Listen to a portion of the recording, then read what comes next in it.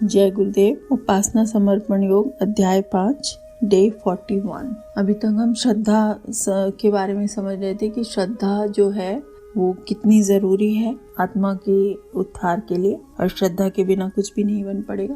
तो आइए आगे पढ़ते हैं। श्रद्धा आकर्षणों, प्रलोभनों और दबावों को के आगे झुकने से निरंतर इनकार करते रहने का रुख अपनाने का साहस देती है। गिरावट के ऐसे अवसरों में कमी नहीं जो दुर्बल मन वालों को सहज ही अपनी ओर खींच लेता है, जो संकीर्ण स्वार्थपरता की परिधि को लांघने से स्पष्ट इनकार करते और इसके लिए चारों ओर फैले हुए उदाहरण प्रस्तुत करते हैं। उनका कहना है कि जब सभी चतुर लोग अपने मतलब से मतलब रखते हैं और दूसरों के झंझट में नहीं पड़ते हैं, तो अपने को ही क्या पड़ी है जो स्वयं को निरंतर कसते रहें और दूसरों पर अपनी क्षमता का लाभ उलीचते चलें।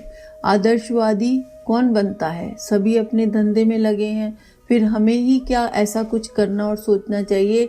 उसके लिए आदर्शों के नाम पर अपनी दुर्गति बनाने की मूर्खता अपनाई जाए। तो देखिए जो इंसान है जो कि संकीर्ण स्वार्थ में जुड़ा हुआ है, जो कि इस संसार की उधेड़-बुन में चिपका हुआ है, कर रहा है, तो वो कहेगा कि जब कोई और नहीं कर रहा तो हम क्यों करें।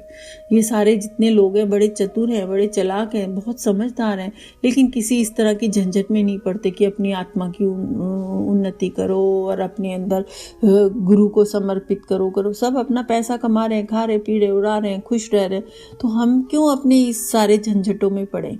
और वो इसी बात को नकार करके उस तरफ नहीं चलते। और कई लोग हिम्मत करके भी चलते भी हैं, तो क्योंकि श्रद्धा नहीं होती है पूरी तरह से उनकी प्रगाढ़, तो आकर्षण, प्रलोभन और दबाव आके उनको अपने आगे झुका देते हैं। और जैसे वो झुकाते हैं, वो ऐसे गिरावट के अवसरों में इतने दुर्बल बन जाते हैं कि मन सहज ही खिंच जाता है संसार की तरफ, संसार के उन कामों की तरफ जो कि आपकी श्रद्धा को और डिगा देते और कम कर देते और आपके रास्ते से आपको पथ भ्रष्ट कर देते हैं। तो इसलिए कहते हैं कि श्रद्धा जो ऐसे लोग हैं उनको कैसे कन्विंस किया जाए कि आप इस रास्ते में जुड़ें, उस रास्ते में आप आगे बढ़ें। तो उसका कार्य उसको एक ही तरह से कर सकता है कि धीरे धीरे उनके अंदर श्रद्धा का जो मंत्र है वो भरा जाए, उनको समझाया जाए कि जीवन में किस उद्देश्य से आप आए हैं और उस उद्देश्य को पाने के लिए आपको किसी गुरु को, किसी इष्ट को समर्पित होना पड़ेगा। और समर्पित अगर आप होंगे तो आप क्यों ना अपना उद्देश्य पालेंगे। उनको उदाहरण देंगे, उनको बड़े महामानवों के उदाहरण दो, जिन्होंने अपना जीवन इतना अच्छा जिया है और उनके जीवन को हम आज याद करते हैं, हजारों वर्षों बाद याद करते हैं, अपने बच्चों को सुनाते हैं। हर इंसान चाहता है मेरा बच्चा शिवाजी की तरह बन जाए, हर इंसान चाहेगा मेरा बच्चा विवेकानंद की तरह फेमस हो जाए, हर इंसान चाहेगा कि मेरा बच्चा हरिश्चंद्र की तरह हमेशा सत्य बोले, कभी गलत ना बोले, है ना, लेकिन खुद नहीं करते। अब आप ये सोचो, हरिश्चंद्र ने कितनी तपस्या करी, कि इतना उनका स्थित मन था, कि इतनी परेशानी आई उनके जीवन में, फिर भी वो उसमें स्थिर रहे, वो उसमें डिगे नहीं, वो विचलित नहीं हुए, उन्होंने अपनी हिम्मत नहीं छोड़ी, साहस से चिपके रहे, अपने जो भी जीवन में आया उसको बड़ी सहजता से अपनाते चले गए, है ना। तो आप ये देखो, विवेकानंद थे, खाने तक को नहीं था, लंदन में पहुंचा दिया किसी तरह, लंदन में कूड़े के ढेर से उठा के खाना खाया उन्होंने, खाना नहीं था उनके पास, लेकिन वो डिगे नहीं, उनको जहाँ जाना था, जहाँ बोलना था, उसमें उतनी ही दृढ़ता रही उनकी, उतना ही संकल्प रहा कि वहाँ जाके मुझे सनातन धर्म का जो भूमिका, जो उसका जो पहलू है वो समझा के आना है लोगों को। तो ये उनकी दृढ़ता बनी रही। तो ये लोग जो महामानव बने, क्या उन्होंने तपस्या नहीं करी? उन्होंने उठाई, बहुत कठिनाइयाँ उठाई, बहुत तपस्या करी, तभी जाकर वो महामानव बन सके। लेकिन अब हम कहेंगे हमें क्या जरूरत है, महामानव वो है ना उनके लिए। लेकिन आप अगर अपने बच्चों के लिए उदाहरण नहीं बनेंगे तो क्या आप एक्सपेक्ट कर सकते हैं कि आपके बच्चे भी बनेंगे? वैसे नहीं बन पाएंगे। अगर आपने अपने बच्चों को आगे बढ़ाना है, अपने इस आसपास के लोगों को आगे बढ़ाना है, तो आपको स्वयं उदाहरण बनना पड़ेगा, और स्वयं उदाहरण बनने के लिए आपको आदर्शों को अवलंबन करना पड़ेगा, और आदर्शों पे टिके रहने के लिए आपको श्रद्धा का अवलंबन करना पड़ेगा। तो ये आप ना सोचें कि हम कुछ भी नहीं करेंगे लेकिन हमारे आसपास का वातावरण बहुत अच्छा बना रहेगा, नहीं बना रहेगा। वो स्वार्थ से भरा हुआ वातावरण एक दिन आपको ही शूल की तरह चुभेगा, आपको ही तकलीफ देगा। इसलिए हर इंसान को सोचना है कि मुझे अपने आप को आगे बढ़ाना है, उत्कर्ष में ऊंचे भाव लाने हैं, ऊंचाई की तरफ बढ़ना है। आध्यात्मिक क्षेत्र में भौतिक चीज़ों के लिए तो हम बहुत मेहनत करते हैं। हमें एक गाड़ी चाहिए, सुंदर गाड़ी चाहिए, उसके लिए हम दिन रात नौकरी में ओवर टाइम करेंगे, ये करेंगे, 2-2 नौकरी करेंगे, 3-3, किसी तरह पैसा जमा हो जाए और हम वो गाड़ी खरीद लें। लेकिन कभी हमने सोचा है कि अपनी आत्मा के उत्कर्ष के लिए, अपनी आत्मा को आगे बढ़ाने के लिए हम क्या कर रहे हैं? जो एक सत्य है, शरीर नश्वर है, चला जाएगा, गाड़ी नश्वर है, चली जाएगी, मगर आत्मा तो जन्मों जन्मांतर तक चल रही है, और वो हमारे जीवन के किए हुए कर्मों का फल हमें भुगता रही है। तो इस आत्मा के लिए तो हम कोई कर्म कर ही नहीं रहे, तो हम कैसे एक्सपेक्ट करेंगे कि आने वाले हमारे जन्म और आने वाला हमारा समय सुखपूर्वक होगा? नहीं एक्सपेक्ट कर सकते। अगर एक्सपेक्ट करना चाहते हैं कि हमारे आने वाला समय अच्छा हो तो अपनी आत्मा को आगे बढ़ाएं, उसको सच्चिदानंद आनंद में स्थापित करें, उसको भगवान के पास जाके स्थापित करें। ऐसे ऐसे अनेक तर्क उदाहरणों की झड़ी लगी रहती है कि हम क्यों जाएं इस रास्ते पे, हमारे को क्या जरूरत है, कोई भी तो नहीं कर रहा, हम क्यों करें। तो ये ऐसी झड़ी लगी रहती है। बढ़े हुए कदम पीछे लौटाने के लिए भरपूर दबाव भी डालते रहते लोग। हम ही अक्सर कह देते, जब हम नए नए जुड़े थे इसमें, तो हम भी अक्सर कर देते थे कि अगर कोई इस लड़की या कोई लड़का छोटी उम्र का इस रात पे, तो हम कहते तुम्हें अभी आने की क्या ज़रूरत है, अभी तो तुम छोटे हो, जिंदगी एंजॉय करो, मज़े करो। लेकिन आज जब हम इतने साल से जुड़ गए हैं, 14-15 साल हो गए, तब हमें पता चलता है कि ये गलत है। जितना जल्दी जो जुड़ सके वो, अब हमें लगता है कि हमने अपने बच्चों को भी जोड़ा होता, मगर फिर भी देर नहीं हुई है। आज हम अपना आचरण बदल गए हैं, बहुत शांत हो गया है मन, हृदय शांत हो गया है और वातावरण शांत लगता है। तो हम देख रहे हैं कि हम डायरेक्टली उनको कह के नहीं बदल रहे हैं, लेकिन हमारे हाव भाव, हमारी क्रियाकलाप, हमारे वातावरण को देखकर उन पर प्रभाव जरूर पड़ रहा है। तो ये हमारा विश्वास है कि धीरे धीरे वो भी बदलेंगे। तो हम अपनी आने वाली पीढ़ियों को सुलझाने के लिए, और किसी से मोह नहीं, इंसान को अपने बच्चों से सबसे ज़्यादा प्यार होता है, तो अपने बच्चों को ही सत्य पथ पर चलाने के लिए हम अपने आप को बदलें, अपने आप को अच्छाई की तरफ ले जाएं। ऐसे अनेक तर्क उदाहरणों की झड़ी लगी रहती है और बड़े हुए कदम पीछे लौटने के लिए भरपूर दबाव डालती रहती है। पर अकेली श्रद्धा ही है जो इन सब से जूझती रहती है, चट्टान की तरह पैर जमाने और निर्धारित लक्ष्य की ओर निरंतर बढ़ते रहने की प्रेरणा देती रहती है। कोई कह रहे हैं ना, देखो अगर श्रद्धा नहीं होगी तो हम टूट जाएंगे, हम झुक जाएंगे स्वार्थता के सामने।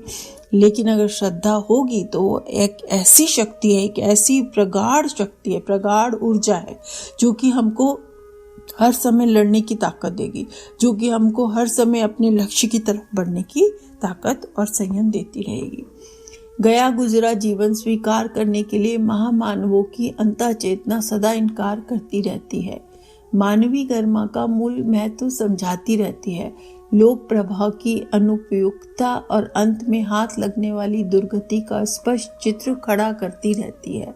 सावधान करने के लिए इतना ही पर्याप्त रहता है, उसके सहारे से काम चल भी जाता और समूचा जीवन एक सुव्यवस्थित योजना के अनुरूप में ढल भी जाता है। यही है आत्मसत्ता के प्रति विश्वास, श्रद्धा के अवलंबन की शक्ति, जो किसी साधारण मानव को महामानव देव पुरुष की श्रेणी में लाकर खड़ा कर देती है। तो वो कह रहे हैं यहाँ पर गुरुदेव की हमारे पास 2 चॉइस है। एक तो हमारा जीवन जैसा चल रहा है, गया गुजरा चल रहा है, पशु की तरह चल रहा है और लोगों की तरह चलने दे उसको। और दूसरी चॉइस क्या है कि हम अपने आप को महामानव की श्रेणी में खड़ा कर दें। तो महामानव की श्रेणी में करने के लिए क्या है कि मानवीय कर्म का मूल तत्व समझना चाहिए। हमें मूल तत्व समझाने का कार्य कौन करता है? श्रद्धा करती है। जो लोक का प्रवाह है जो चल रहा है उसकी क्या यूजलेस है, वो कितना बेकार है। जो लोग अपने ढर्रे पे चले जा रहे हैं, अपने अध्यात्म को छोड़कर अपनी भौतिक चीज़ों में चले, उसकी कितनी ज़्यादा दुर्गति होती है उसकी वजह से। उसका कितना बिना ऐसे इन चीज़ों की कोई ज़रूरत नहीं है लेकिन फिर भी लोग उस पर चले जा रहे हैं, है ना। और हाथ में दुर्गति ही मिलती है और कोई कुछ मिलता नहीं है। तो उसके लिए सावधान करने के लिए कोई तो शक्ति चाहिए जो हमें रोक सके ऐसे पथ पे पड़ने के लिए। और उसके सहारे अगर हम चले और उसके सहारे से काम करें तो धीरे धीरे हम सीधे अच्छी रास्ते पे चलते, सुव्यवस्थित योजना से हमारा जीवन चलने लग जाता है। और उसके लिए हमारी श्रद्धा पर्याप्त होती है, वो हमें रोके रहती है, हमें सही मार्ग पर चलाती रहती है। तो उस श्रद्धा के कारण हमारे अंदर आत्मसत्ता के अंदर प्रवाह, यही आत्मसत्ता के अंदर अपनी आत्मा के अंदर विश्वास रहता है। श्रद्धा के अवलंबन की जो शक्ति होती है वो ही किसी साधारण मानव को असाधारण मानव बना देती है, महामानव बना देती है और इतना ऊंचा उठा देती है कि देव पुरुष की श्रेणी में लाकर खड़ा कर देती है। बहुत सारे महामानव ऐसे हैं। अब रामकृष्ण परमहंस है, वो तो बहुत पुराने नहीं है, एक समय में मानव ही थे भगवान का, मगर आजकल लोग उनको भगवान की तरह पूजते हैं। हम देखें कि शिरडी बाबा हैं, शिरडी बाबा भी मानव थे लेकिन उनको भगवान की तरह पूजा जाता है। उनके मंदिर हैं, लोग उनमें जाके फूल पत्री चढ़ाते। क्यों? वो समझते हैं कि वो देव तुल्य थे, देव पुरुष थे, देवता का कोई रूप था जो पृथ्वी पे आया था।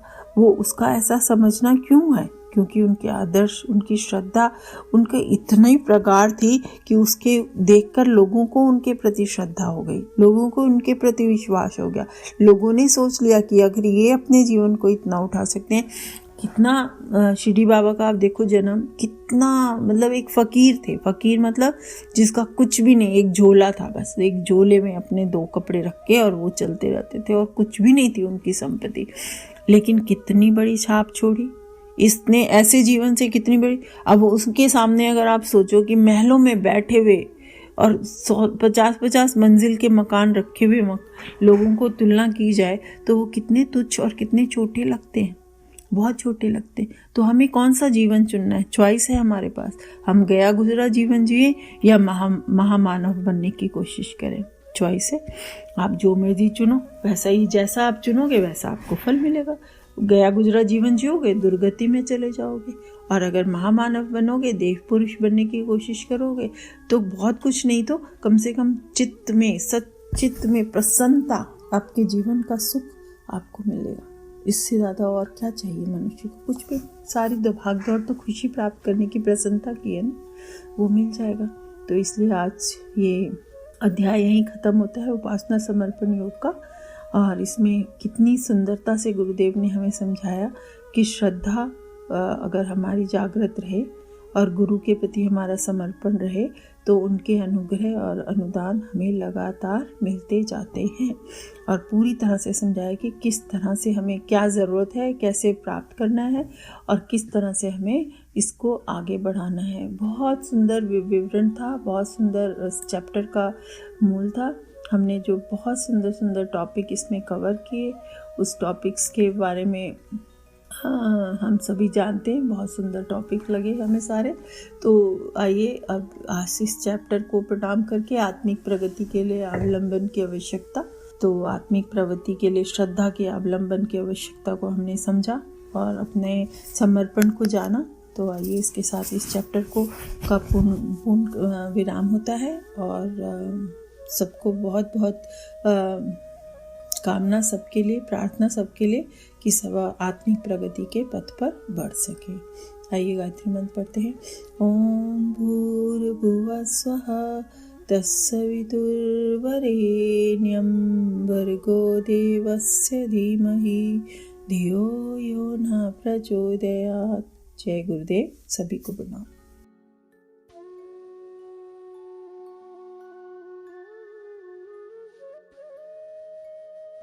हमारे YouTube चैनल को सब्सक्राइब करें और बेल आइकन को दबाकर ऑल पर क्लिक करें ताकि नोटिफिकेशंस आपको मिलती रहें।